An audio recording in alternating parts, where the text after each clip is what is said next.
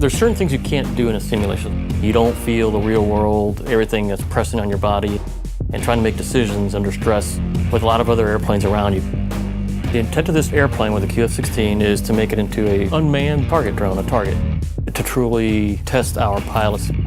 So this will have full F-16 capabilities for speed, Gs, maneuvering, rolling. It can do anything an F-16 can do. It's important for a QF-16 to be able to do 9Gs because most of the advanced fighters that they're practicing against also can do 9Gs. So that's critical. During 9G turns, facing the effect of 9 times the force of gravity on your body. It's like the world's weighing down on top of you. They bring in a squadron for target practice. They'll practice some of their training scenarios and tactics, and they'll use this as a real moving target. You're actually going to now shoot at it and follow through. So you'll see what a maneuvering airplane looks like. They practice different things as far as targeting, using their radar, real-life missile shots. If I do my job right, I can make this really hard and truly test our pilots. So my view of the world is an enemy pilot's not going to just sit there and say, okay, come hit me. He's going to try to maneuver and try to get away.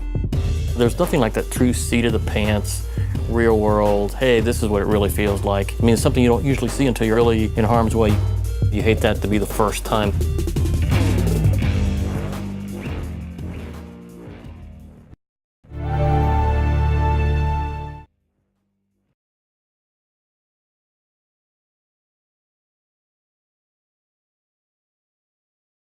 As the sun rises in the southern New Mexico desert, Boeing's QF-16 is towed out onto the runway for its latest test flight.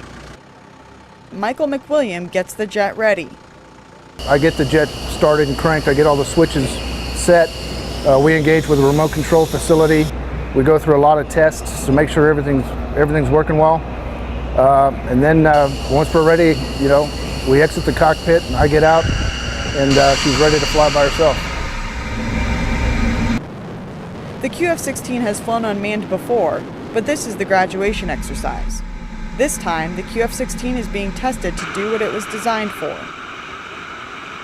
Flying over White Sands Missile Range, the QF-16 target is identified. A ground-to-air missile is fired at the jet, coming within a few hundred feet of the target. The aircraft tail number is QF-004. She survived, and we brought her home.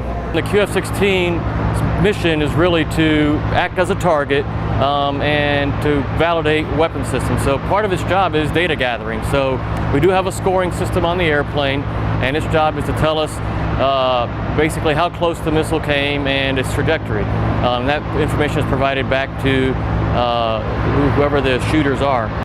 And if the data gathered from the QF-16 matches the missile's data, it would have been a good hit and a good kill for the aircraft, but it allows us to use the aircraft over and over again. The QF-16 is replacing the QF-4 as an aerial target, providing training against a more modern-day threat. The F-16 is much more maneuverable. It can provide our customers with an aerial target that's got more capabilities, and it represents a fourth-generation threat. And it performs unmanned just like it does manned. And for the first time, the customer ran the entire mission. It really was not just a test of the aircraft, but to make sure all the training we've provided, all the maintenance manuals, all the test equipment, everything's working, and that the customer is able to use it by themselves given what we've provided them. So this was really a test to make sure everything was in place and it's really ready to go operational. Currently, 6 F-16s have been modified. They will be part of the first operational squadron at Tyndall Air Force Base.